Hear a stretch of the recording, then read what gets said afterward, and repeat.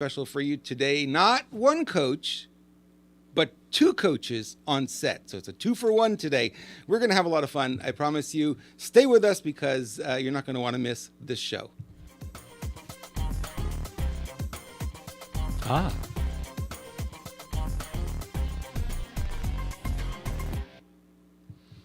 Times are tough. I don't have to tell you that. You know that they're tough. They're beating a lot of people down. I'm getting calls on a regular basis now from clients, friends, family members that are challenged. They're struggling and they don't know what to do to pick themselves up, to get themselves out of the funk. And you might think, well, times are tough. And that's what we're going to expect. But I think the piece that's missing, and a lot of people will miss this, is that we are examples for those around us, our loved ones, family, friends, clients, customers. They're all looking at us and saying, you're the example. Either you're going to be a warning of what not to do, or you're going to be a shining example of what to do. So my guest today is Stephen Memel. He's a voice and performance coach. And maybe 3 years ago, maybe 4 years ago, Stephen was on stage with our friend Ken MacArthur. Ken, I know you watched this show. Thank you for the introduction. I really appreciate it. And Stephen came up on stage, and I was blown away by his presentation. And what he did was really help solidify an identity in an audience member. He brought an audience member up on stage and helped solidify an identity and completely shifted her within just minutes. And I thought, this is really what we need right now. We need someone who can show this and show us how to do that, because when life is beating us down, which it is right now, what if you could change your identity? Instead of being the victim, you'd be the victor. What would that look like? So I want to introduce you to my friend, and he's soon to be yours, Stephen Memel. Stephen, welcome to the show. thank you very much, Robert. Thank you for having me I'm here. really happy to have you here. This is going to be a great program. And I got to tell you that after I sat in that audience and you did that, it was a king and I, and you took on this identity of being the king. It really solidified something for me, because it really helped me understand, number one, why so many in Hollywood, so many musicians change their name. Right. Right? Why do they change their name? Because they take on a new identity. Correct. Fresh, clean identity without Correct. the childhood nonsense. And the girl you brought up on stage, you trained her in minutes, and she was a different person. Yeah. Do you remember who it was? I don't remember the name of the girl. She was in the audience, but I do remember watching her physiology, and she just blossomed, and she came to life, and she was so powerful and so strong when she was mousy when she first walked up on stage. But you did a couple of things with her, and you just worked with her for a few minutes, and it was like, whoa, all right, I got to go talk to this guy, Stephen. I didn't know him at the time, but I got a chance to meet you, and we've I'm been very friends ever fortunate since. that we did. Yeah. Yeah. So let's talk about this identity thing. Let's start off with what the base is. What is the identity? How do you identify? How do you tell people what the identity is and how powerful it is in people's lives, and why we may want to shift that when we're feeling beaten up here? Well, I'm probably going to name a lot of things that everybody's familiar with, and like the stories that we tell each other ourselves in our heads, and a lot of those kinds of adages and pieces of fact that we know about how we think and what our thinking does to us. But it's kind of like what I think when you talk about doctors, and doctors basically have the same tools. Well, why is one doctor considered the best doctor and another not quite as good? It's because what they do with the tools and how they put them together and how they use them. So I'm going to hopefully introduce you to some new ways of looking at the ideas of carrying a story or a narrative about ourselves in our head, and how we are manipulated by that or moved by that, and whether we let it rule us or whether we gain some level of dominion over it and utilize it to the best effect. So with that as a start, we all have an identity, right? But I think one of the most difficult things is when, and one of my pet peeves is when somebody says to you, just be yourself, right? Because What if I don't like who I am? Well, but Right? And the identity wasn't chosen by us, which is the other piece to that. Correct. Is we didn't choose it. It was given Correct. to us. We had our identities were formed by the time we're 7. right, Right? And We didn't know who we were. Well, Our parents that's didn't it. know. Our teachers didn't know. Our friends didn't know. And yet here we are living with this thing. Well, and that's the point exactly, because what you'd say is, which self? That's why I Good say, answer, yeah. Be yourself. And everybody gets to look like a deer in a headlight, because it's like, which one? And they don't know they're thinking that, but that's exactly it, because there is the self. I mean, the self that we identify as is actually exactly what you're saying. It's what we've been given by other people, some of it from our experiences in life, what we've decided we are based on that, but it's not on purpose that we have that identity, right? Yeah. So the question is, first of all, the fact is that we have this superpower, and I learned that in acting. The superpower is that we can take on other identities. And one of the frequent things you hear about actors, it must be fun because you can hide behind a character. And I feel like it's the least hiding that we ever do when you take on a character, because you reveal the most of yourself and the most truthful parts of yourself, but a different organization of it maybe than you are used to walking around with and used to behaving like in your life. Mm-hmm.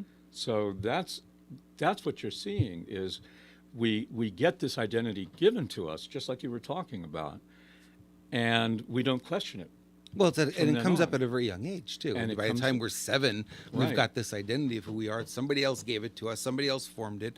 Somebody else said, you're going to be this, or you're going to be that. You're going to be a doctor. You're going to be a Right. fireman. You're going to, and it's like we have all this thrown on us.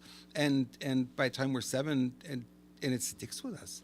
It sticks with us, but It that's really because does. we rehearse it again Oh, that's a and good point. again That's a and good again. point. Yeah. That's why actors have rehearsals, because they have to absorb, and I'll get more into how one uses roles to do this, but we rehearse it because we don't question it. And so this idea, this formation, this constellation of facts and elements and ideas about who we are, just we put it in and in and in and in until it becomes extremely difficult to dislodge and shift, right? Well, yeah, we don't know. We no longer know where my identity begins and where the reality is and where it isn't. And we take, and then the other piece to the identity, which I think is just fascinating, is that we fight to the death to maintain consistency with how we identify ourselves. Absolutely. Even if it's wrong, Absolutely. we'll fight to the death. And it's you see that in politics, right? I am a Democrat or I am a Republican. No, you're not. You're a human being.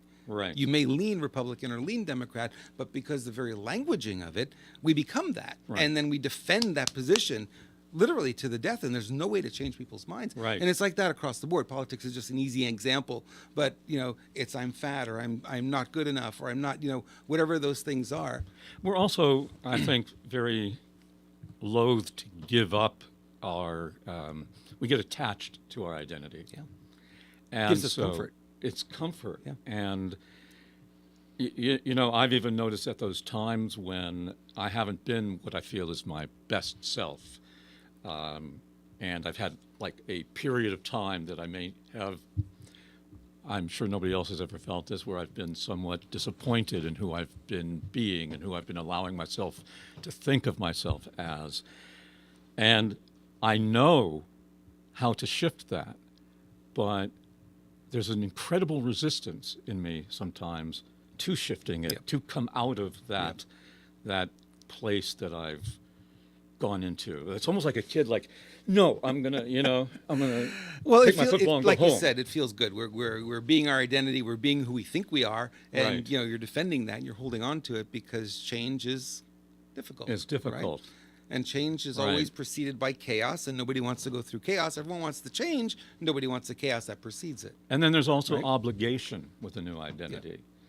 Do I have to be that all the time? Can I be that all the time? So I think one of the key points I want to make, which is really an important kind of like piece of the lock that releases everything in this, is understanding that you may think you do you all the time, but you don't.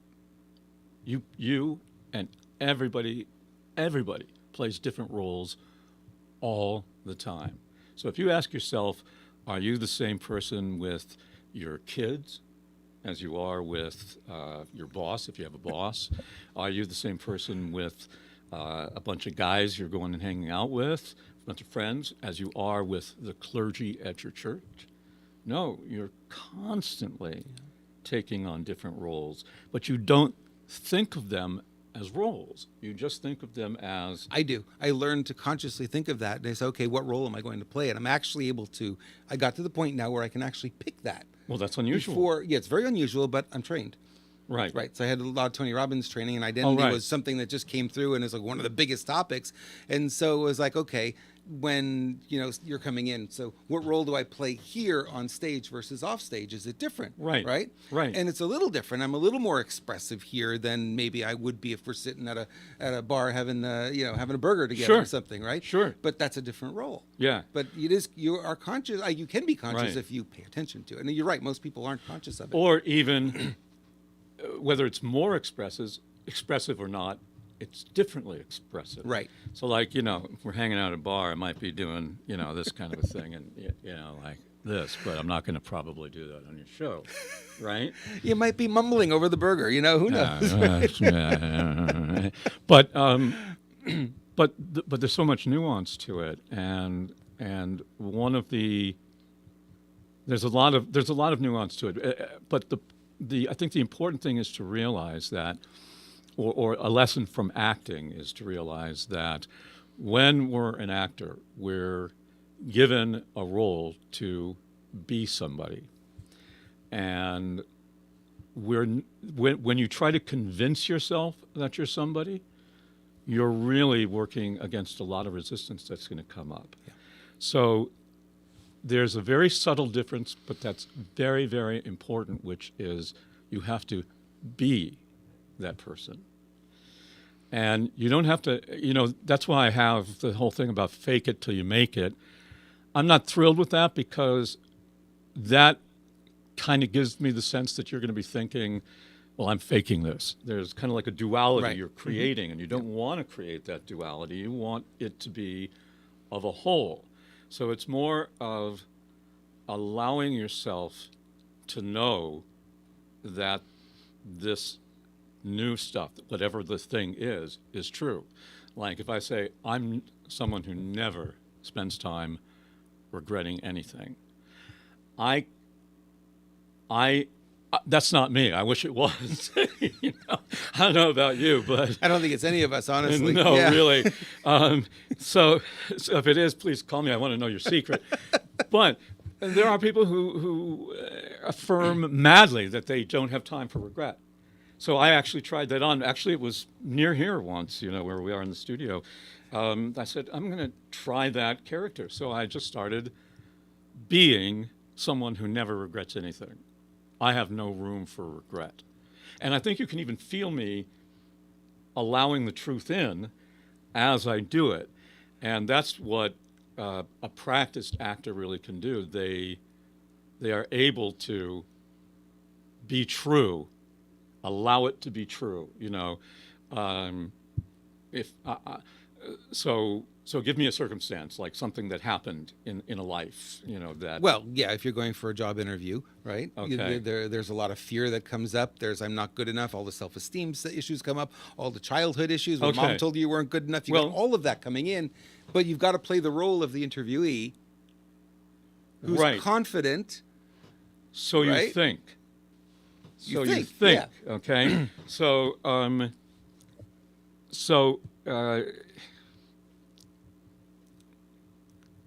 I'm not good enough. I'm not. Absolutely. There's something wrong with me, and I wouldn't hire me. If I were you, I'd save yourself a lot of trouble and just not hire me. Okay? Just like that. Just like that. And people do that. They don't recognize it, but that's how they're showing up. But body now, language and right? But on this, I'll even tell you something that happened right here. I haven't done a lot of podcasts or anything like that recently. I used to do a ton, but there's been a lot of things going on. So, and I drove down here 2.5 hours just got off the freeway from driving down, heavy traffic, afternoon traffic. And so it's the afternoon, so there's a lot of tired stuff going on. I don't feel tired, but I know I'm not like at that wake up, Right. bam, bam energy. So my first instinct when I began, and you might even see it if you replay the recording, is that I was trying to be up and energetic and positive like this. And then I realized that I was pushing myself out of a little bit above the truth of where I was. And so then if you watch what happens to me subsequently, you kind of feel my energy go a little bit. See how it's like this now? Yep. So right now I feel much more like I'm actually here talking. You're present, to and you, exactly right. And You're not I'm trying to act and try to be something you're not. Correct. You're But more honest about it. Yeah, but you have to be very in tune and aware Yeah. to do that. Yeah. And back to the job interview.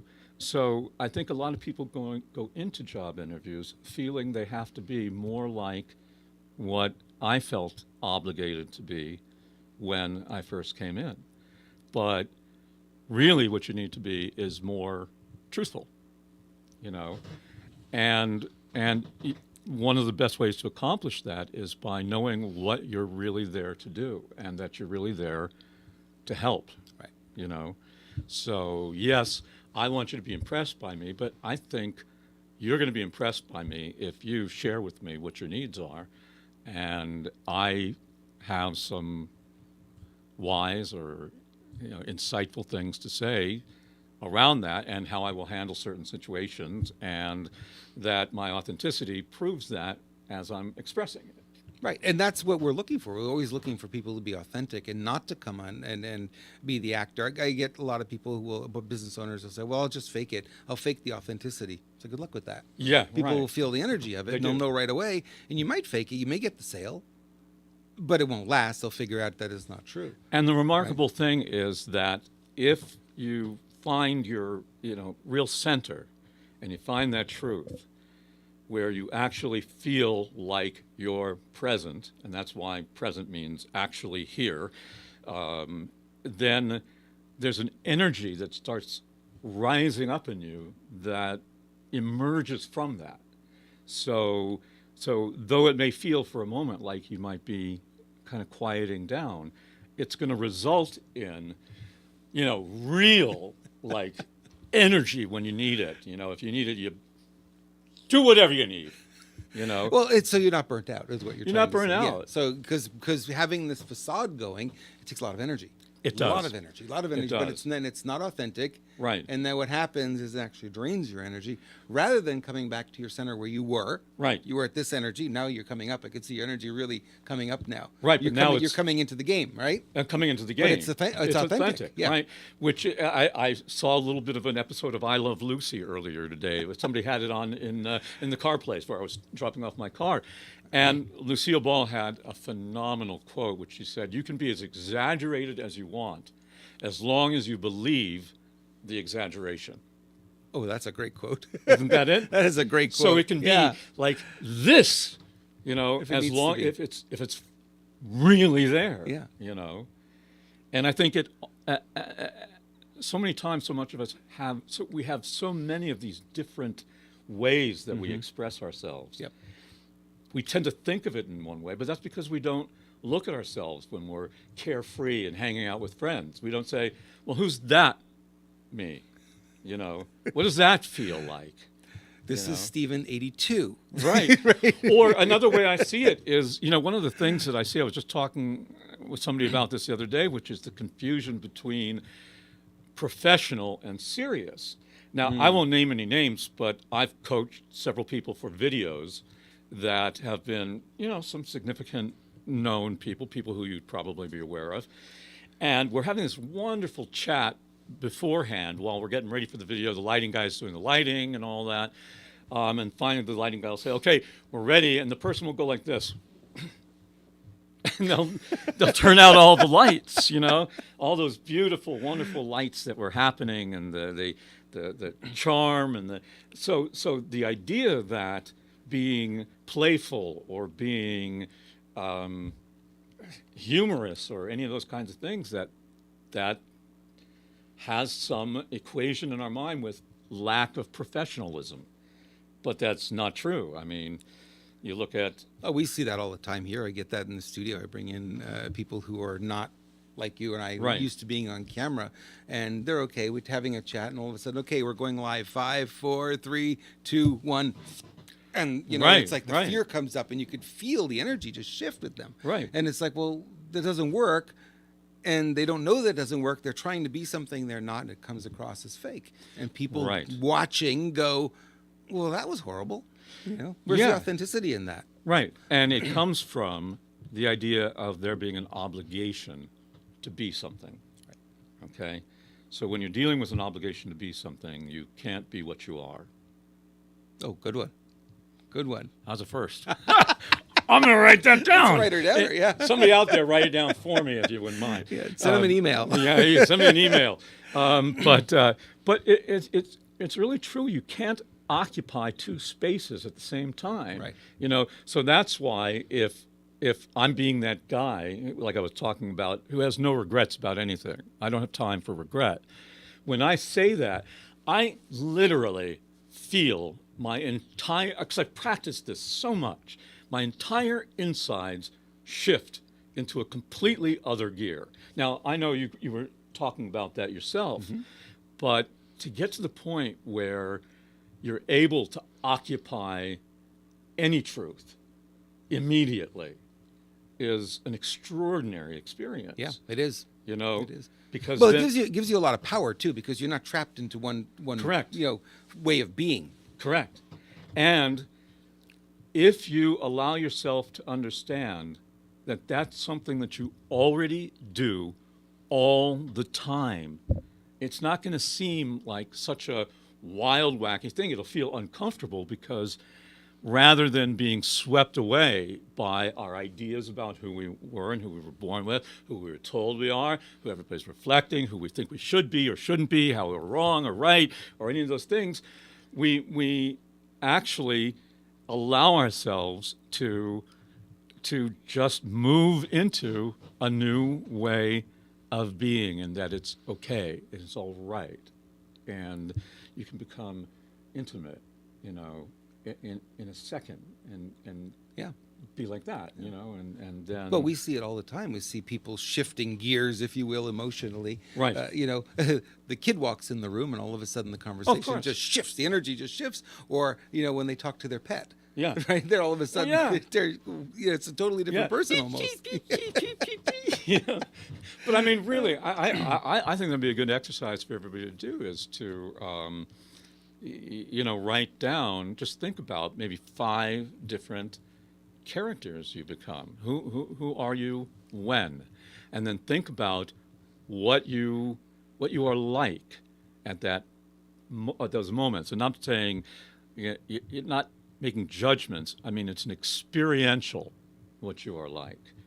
It's a non-verbal description of Yeah. what you are like. Yeah. And that's something I'm big on, which is experiential memory. We are so attuned to our cognitive linear minds because we don't realize, and this is something that's a real cause of mine, we don't realize that only 5%, about 5%, and they're going to argue with percentages at some point, but 5% of your thinking, your brain processing is conscious processing. 95% is subconscious or non-conscious. And the conscious part goes top speed about 500 words a minute. You know, fastest talker. You go to YouTube and you look on YouTube and there's a guy who talks 500 words a minute over there. You know, made a whole career. But He's the guy who did the FedEx commercials. Remember that? oh, really? Yeah. Is that He's it? the, Yeah. yep, Okay. he's the guy who did that. Well, the non-conscious 95% is traveling 500,000 times faster. Wow. 500,000 times faster. That's how it's processing, and yet we have so much more, almost to the point of non-existence of that part. So much more belief in this puny, what I call it, the puny 5%. Yep. You know, and you see that when I teach singing or even speaking a lot or working with speakers or I work with a lot of singers. A lot of my work is still in that singing and vocal performance, but I work also now with a lot of speakers and experts and entrepreneurs and people who do stage and who do video. But that was a little advertisement. I thought I'd call myself out. How about that? Good job. So I like that. But You're welcome to it. If that's, you know. oh, okay, thank you. But you know, I'll get them to do something. Like, let's take a singer. I'll trick them into getting beyond their conscious mind so that a new mechanical thing happens, because your voice is really, you don't have a voice, you have vocal anatomy.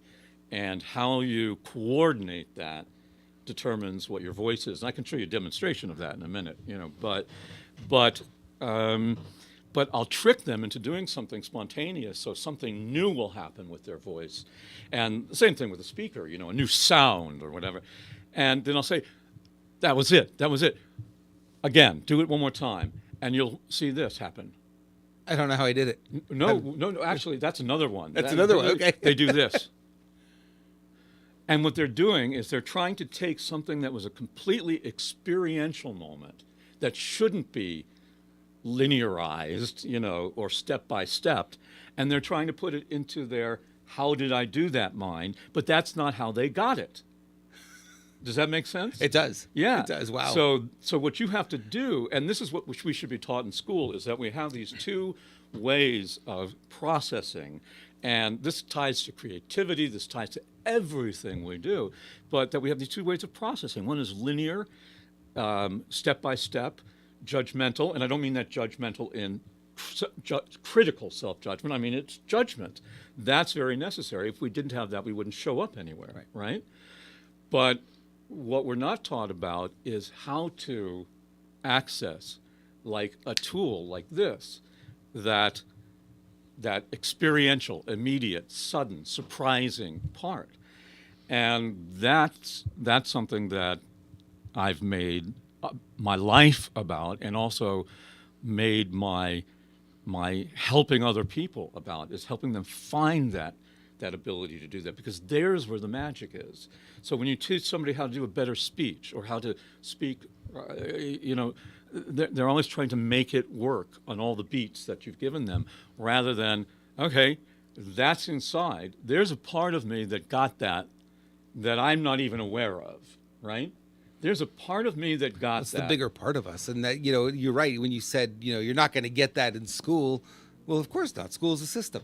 School's a system. Right? And they have to teach, 40 kids with one teacher, and they teach the same way, and they hope all 40 get it. That's why you have such a range. You have the A students, and right. you have, you know, the F students, and everything in between, is because we don't all learn the same way. Yes, but they could teach everybody that. They could, but there's so little experience with it. So, and the idea is, you know, if you think of it, if you really realize that you can access one or the other at the drop of a hat, you're going to use the right tool for the right job at the right time. You're not going to use a hammer to put in screws, to screw in screws. You're not going to use a screwdriver to hammer in nails. So when you know how to access these different parts, and it's easy to do that, then you really have enormous power. Enormous power. It's easy because you rehearse, you practice, you Right. learn the new systems, and you're able to put that into play. And I think right now it's important because, you know, like I said, people are really struggling right now too. They are. And they need to take on a new identity, not being the victim, but be the victor. Right. And I'll even take it a step further, because that's so important, so right what you said, and we should talk more about that. But you can practice freedom. You can practice the state of free.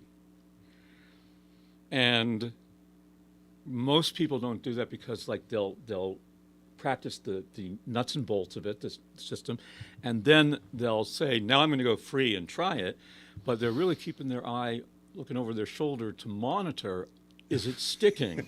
Am I doing it? Am I really free, right? Well, Well, am I doing the stuff I practice, Yeah. actually? Because that's not free.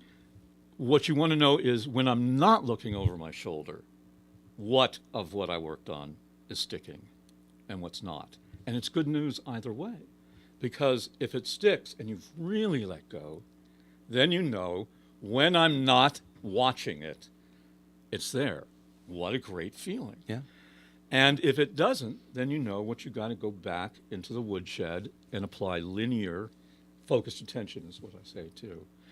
But you're right. So what do you think is the roles, are some of the roles that people are adopting at this time that are not serving them? I think when they're being overwhelmed by bad news and they're Okay. looking at mainstream media and they're getting attacked by this left, right, and center. I think when they're going to the gas pump or the grocery store and what they're feeling is they're feeling helpless. Right. I think is probably the best way to put it. I see a lot of people who are taking their foot off the gas pedal for their businesses, taking their foot off the gas pedal in a lot of ways in their lives. Right. Right.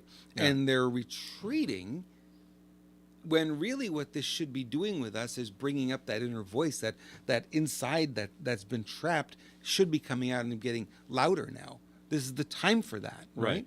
And Right. people are going the other way. Right. So what I want to help them do, and I know you're the perfect guy to help them with this, is how do they tap into that power, that inner power, and how do they bring it out? How do they become the Yeah. king, right? Right, right.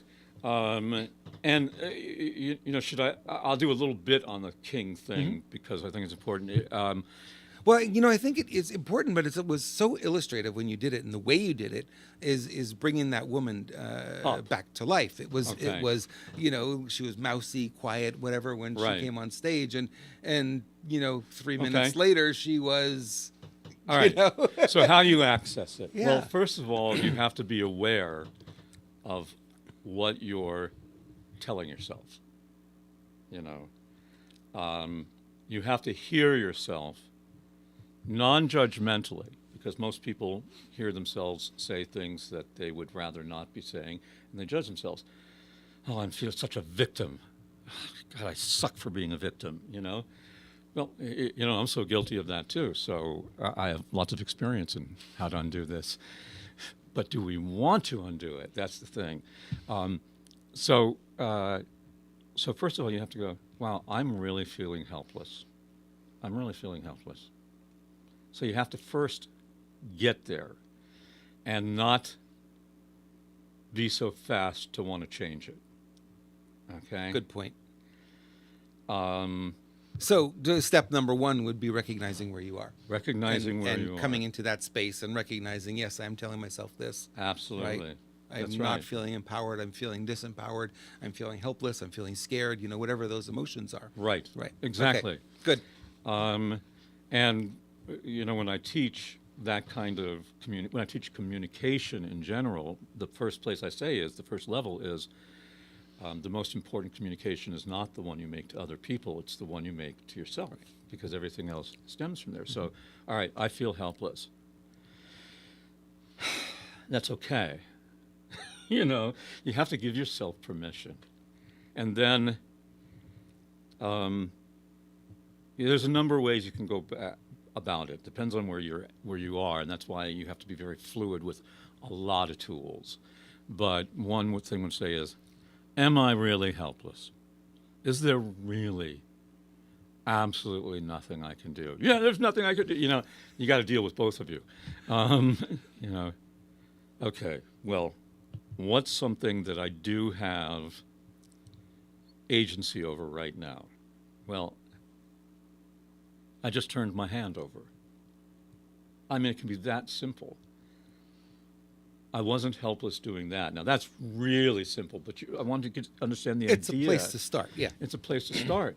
So because you've got to be able to know you're not lying to yourself. When you start feeling like you're trying to sell yourself a bill of goods, you're dead meat. It's not going to hold. The brain knows. It can say BS, The brain BS, knows. BS, you BS. know, Right? you know. I don't believe that. But if I'm saying, well, is there any circumstance under which I couldn't do that? Now, I'm not advising to do this. I'm riffing right now as I'm doing this. But that's the thing, because there's no way I can say to myself, I don't have the ability to do that. There's no way I couldn't convince myself that I don't have that ability. And is that helpless? No, that is a form of agency. What I can do is I can minimize it and make it not enough and not sufficient and all that, which is true that it's not sufficient to change necessarily the course of your business. But it's a crack in the door of whether you're truly, Yep. fully, completely helpless. You know? And if I'm not helpless there, you know, where else am I not entirely helpless? Can I drive home? You know, if I'm at the gas station, I think you said or something like that, maybe. Yeah, can I drive home? I can, you know, but I can't fix my income and make my. Well, but what you're trying to do is get agency over yourself, right? Because when you start realizing that there is any control that you have, you can start looking for, if I could control something in relationship to my business, and I'm making a big leap right now because there's a lot of stuff you can do, but what would that one thing be, or what would a number of possibilities be? Don't even have to come up with the right thing. Come up with 10 lousy things. It's a little bit like building momentum. Well, You just need this little small thing, and then the next small thing, and the next it small is. thing, and But the danger before is you know it, can't think momentum. You can't think momentum. Okay, No, because if you think momentum, that's an obligation, interesting. right? See, that's why he's here today. It's so subtle. It has to be. If I went no further than this, that's it. Okay, but being here is what you say to yourself. Is there someplace additional I could go? Would I want to? Is it useful right now? Do I stay with that and let myself simmer in that? You know, but we feel like if we don't do everything right now, it's not going to work. Right.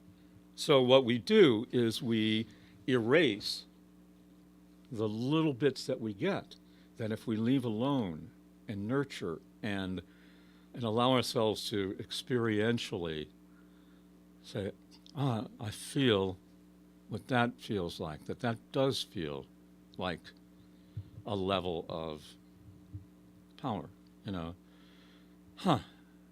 So now, and when I have people memorize things, do experiential memory, I say, I don't want you to describe that. I just want you could do some, just kind of experience that. You're allowed to go like this.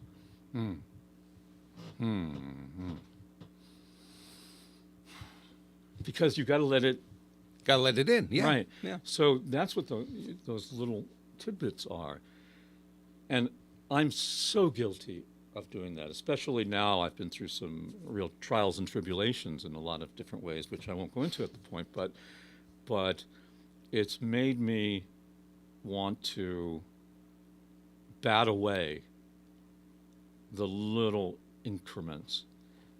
Because unless it's an increment that counts, you know, like I've done something. So you're going back into judgment. You're going back into judgment. Yeah. Okay. Where it really is simply that I've had, I call them micro experiences. You know, we need to get really in tune with our micro experiences. And we all feel that if we took enough presence to allow ourselves to experience something that's going on, you know, we know a feeling like when somebody says something to you and you have a little zets, you know.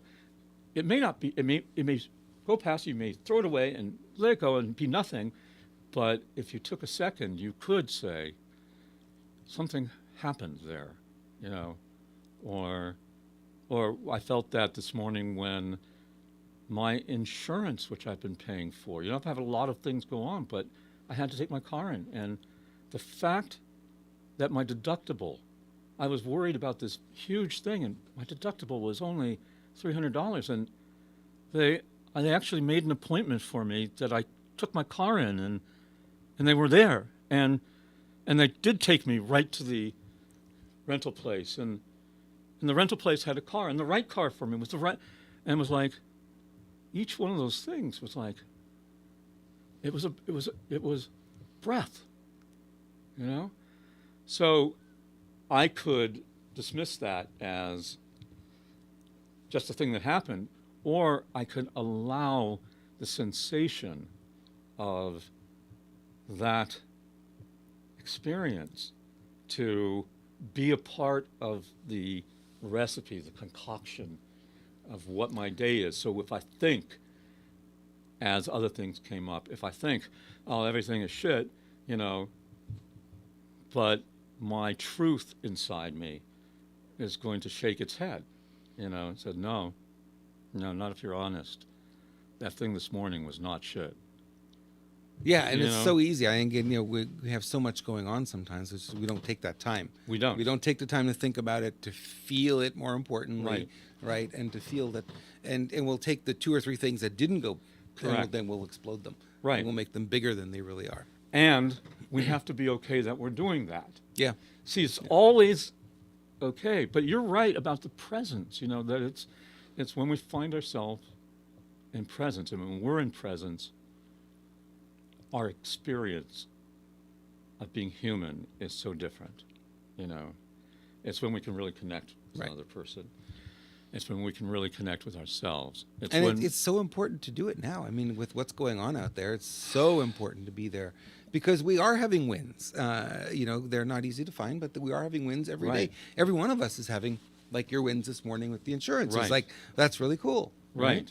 Or the wins, you know, what I thought of at the beginning of the pandemic is I thought this way before it was, you know, being written about in articles and stuff like that, but everybody was having to slow down. The minute the shutdown happened, I went, it's going to really freak a lot of people out who are used to driving like crazy, you know.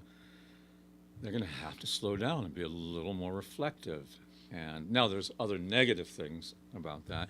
And it's a tragic thing. We all know that. Can never forget about tragedy that happened and also the divisiveness that it.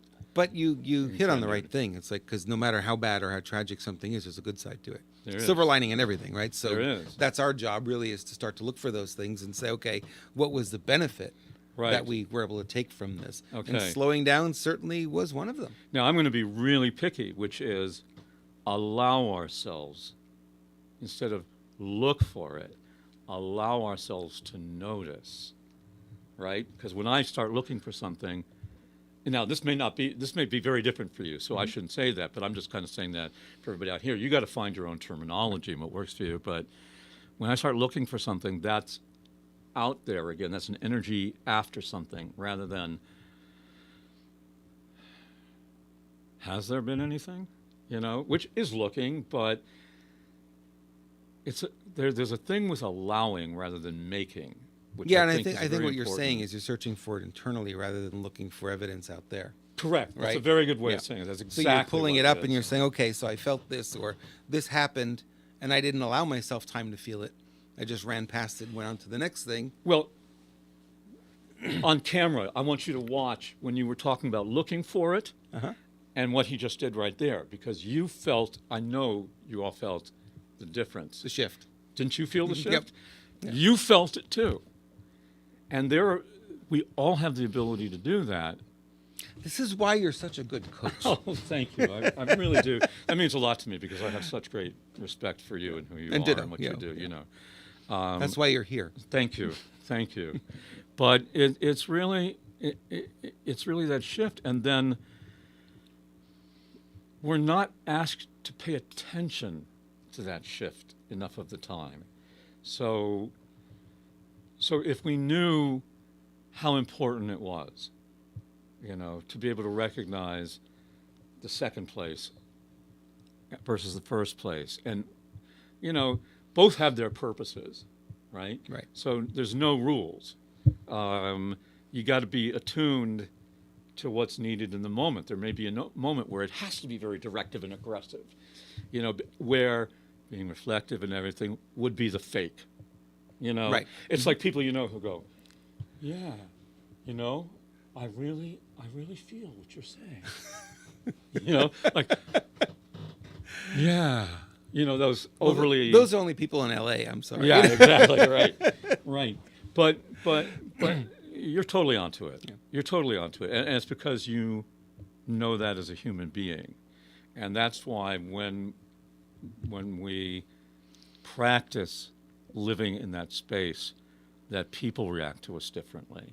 People start reacting to you like, wow, you're really somebody who I can tell the truth to. You're really somebody who I can trust. And, you know, everybody's looking for the know, like, and trust.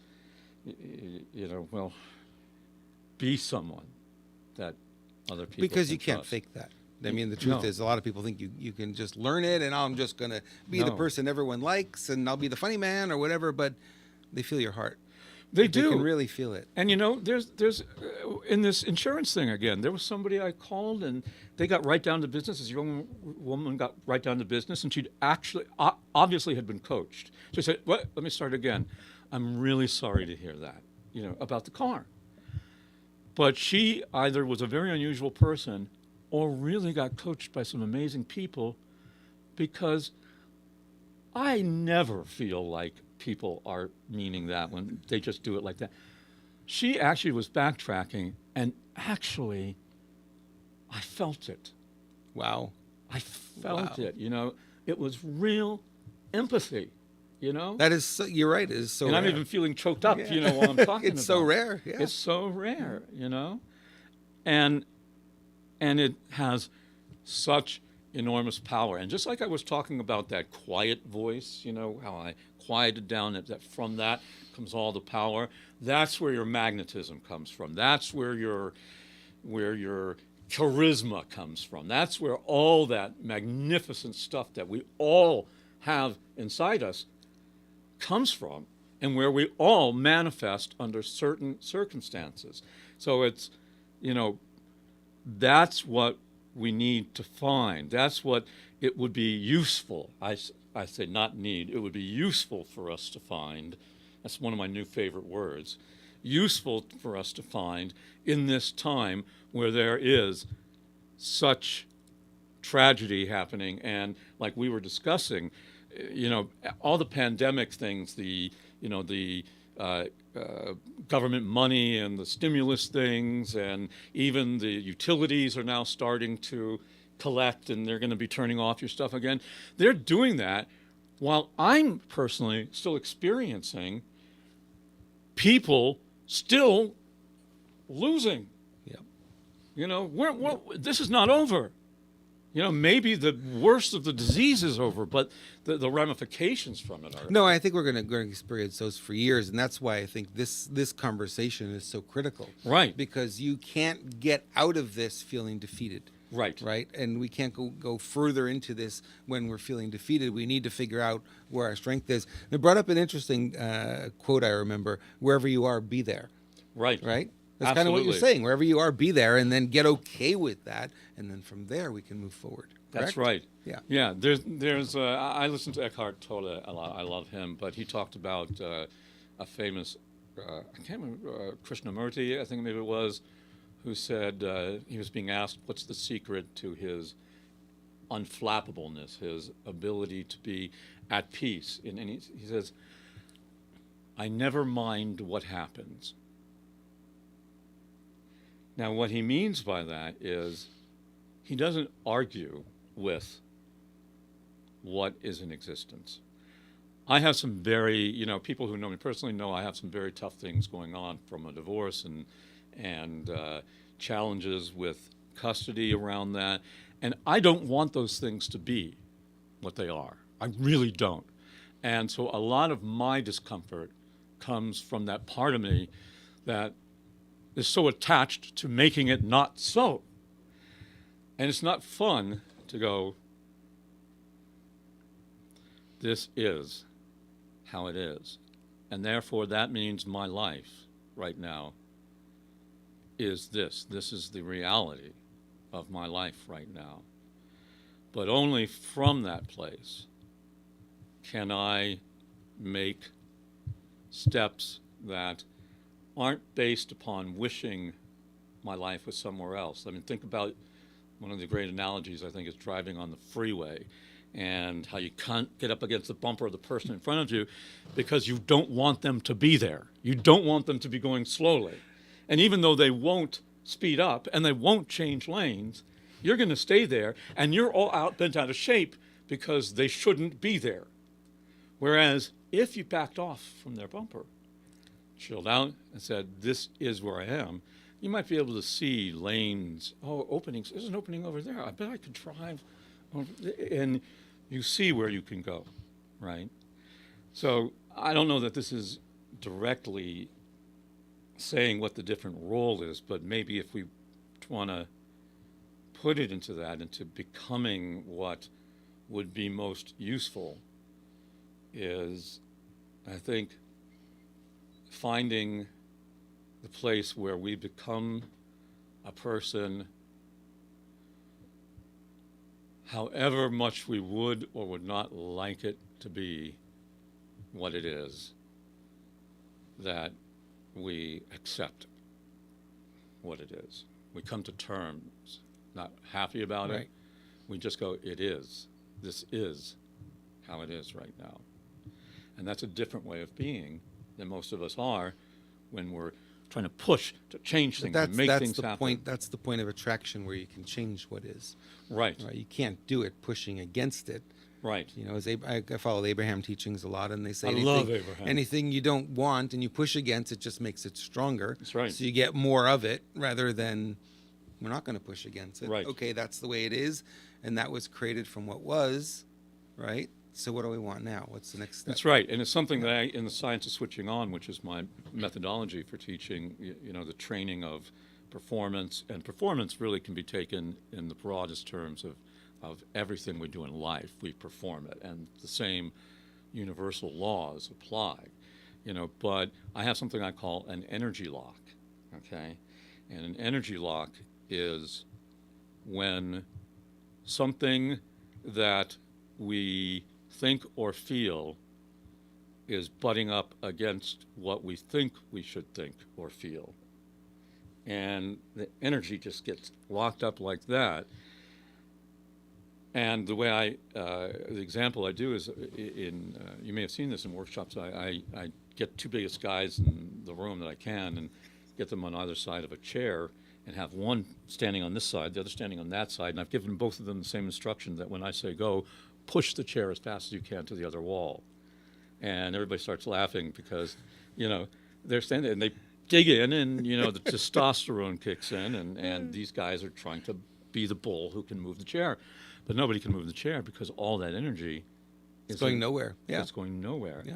It locks it up, right? locks it up. But then I put them on the same side, and I say, now do the same thing, but then I won't let them go because they damage the room. The chair will go right through the wall, right?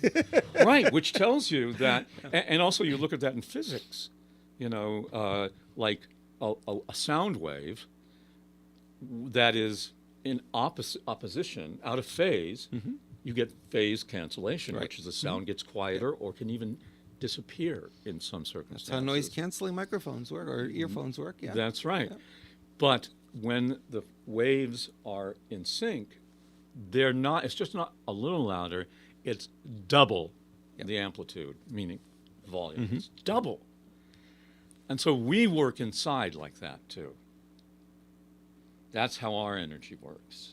So when we're in opposition to ourselves, which is trying to force getting somewhere, which you were talking about, that's what happens. We actually are pushing against, like you said, we're pushing against what is, and therefore what is pushes up harder against us. Yeah. And you can't win that battle. There's no way to win can't. that. Yeah. can't. And it's like the noise canceling headphones. You're cancel yourself out. Or Tony Robbins always put it as, you have inner civil war. That's exactly Right? what I'm talking about. That's my thing. I never knew that. That's great. I love that. That's the energy lock. It's inner civil war. And it's why I said, you need that moment of, I do feel helpless. Because that moment of being with it is aligning with the truth. If you're in a hurry to get past it, it's because you want to get rid of it. And when you want to get rid of it, you're doing exactly what you're mentioning about Abraham, And we do it when we're nervous about something. We try to push the nerves away. We try to push our fear away. So if we're afraid of losing our home, or we're not going to be able to pay the rent, or some massive change is going to happen. It's our fear of that, and our underlying fear that we don't have the resources as a human being to handle the new circumstances that this, what feels like and would be, it's not fake, it would be cataclysmic and horrible to possibly lose your home. But we somehow believe that, or do not believe, that it's something that we could survive. And I don't mean, oh, I can survive that, which is telling yourself that you can survive it, but I'm talking about really spending time envisioning how you'd lose your place. You know, I don't believe that the magical thinking that if you consider that you're going to lose it. No, I feel you're going to give yourself the space to know that it would feel tragic, it would be terrible, and somehow I would not never sleep again. Even if I had nothing, I would find a bench in a park to go to sleep on. I would dig through trash cans. Now, I'm not saying go to that, but I'm saying when you start really thinking at that level, you start realizing I'd survive, you know.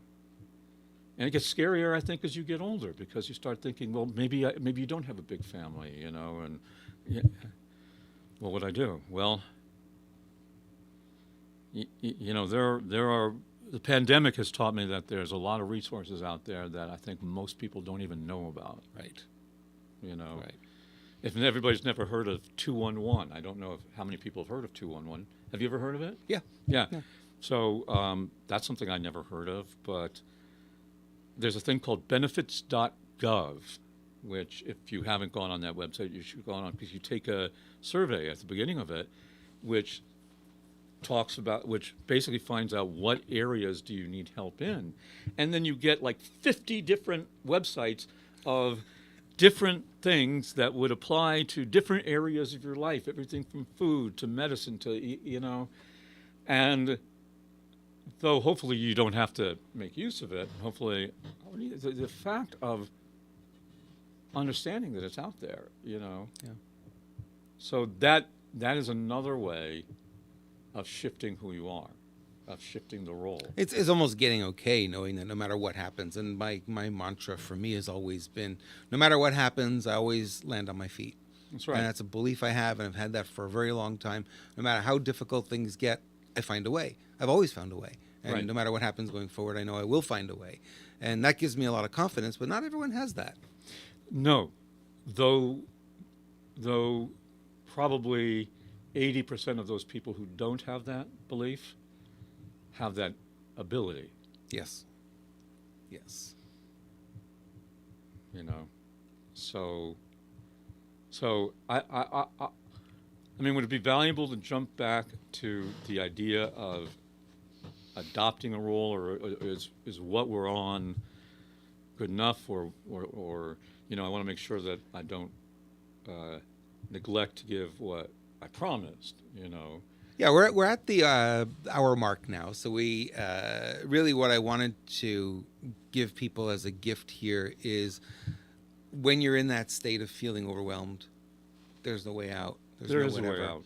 How do you access that? And you gave some good examples, a little bit at a time, looking for other resources that you didn't know existed. That's really helpful, because strength comes sometimes from knowing there are safety nets out there, whether or not you ever need them, right? The guy who learns how to do the trapeze is not doing that without safety nets, right? They Yeah. have them at first when they're training, because they know they're going to fall. And at this point in time, it's nice to know that all is not lost, that there are Right. safety nets out there for you. So let me give you a quick analogy, Okay. which is our brains, our minds are so cunning that no matter what we come up with as a solution, it's going to find another way around it to get you again, right? So I'm actually looking for the right clip right now. I think you got to be like Bruce Lee.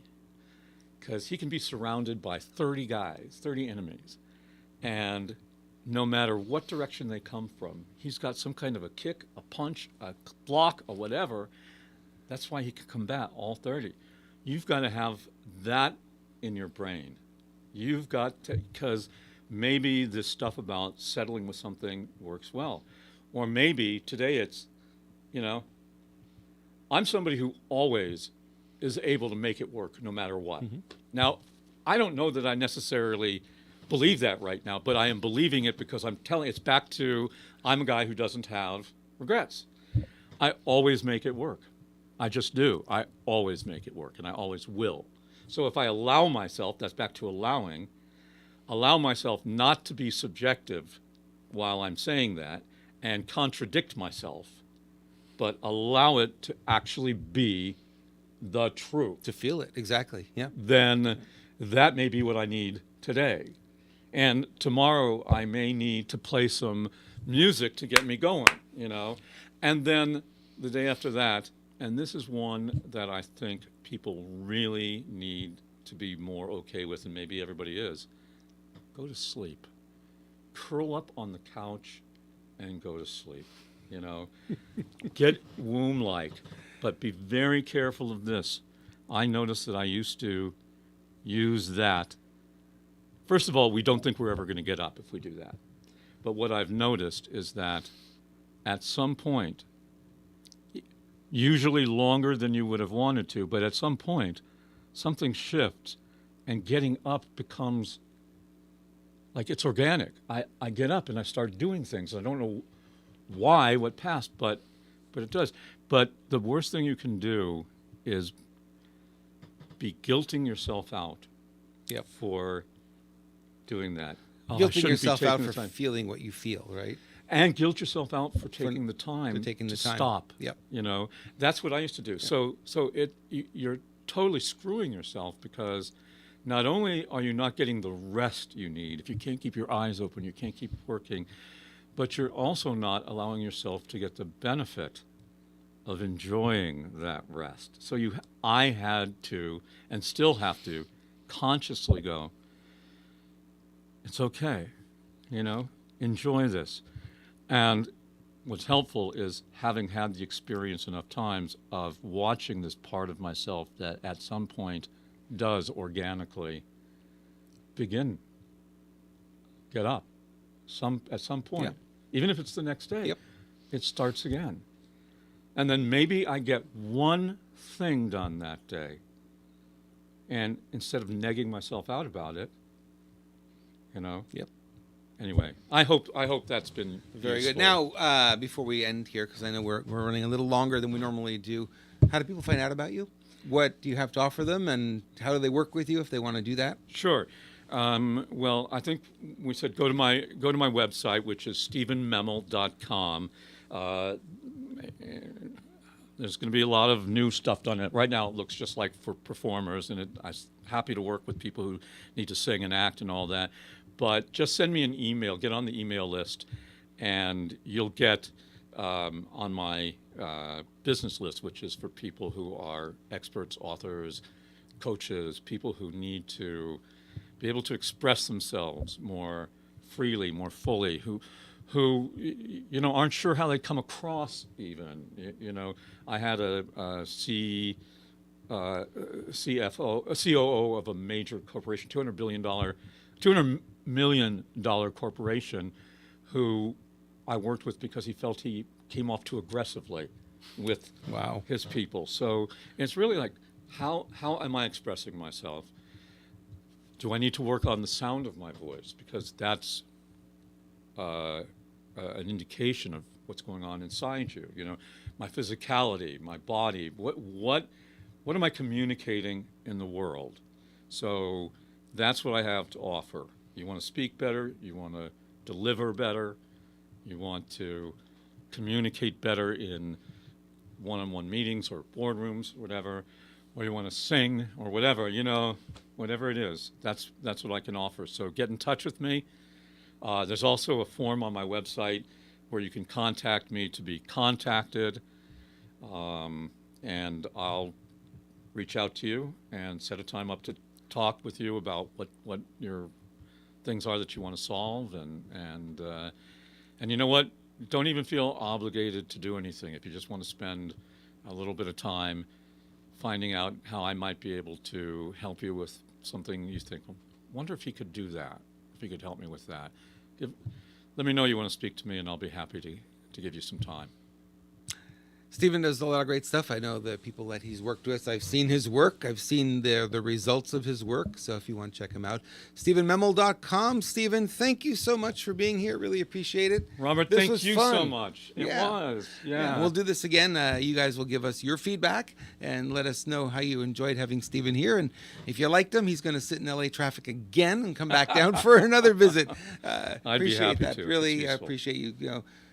Getting the extra effort there to get through all that traffic to My get pleasure. down here. My pleasure, really. All right. Thank you, everyone, for watching. And if this was helpful, give it a heart, because that's what helps other people see it as well. And please share it with your friends and followers. Make sure you subscribe to the podcast, and we'll see you again next week. Same channel, same time. Take care, everyone.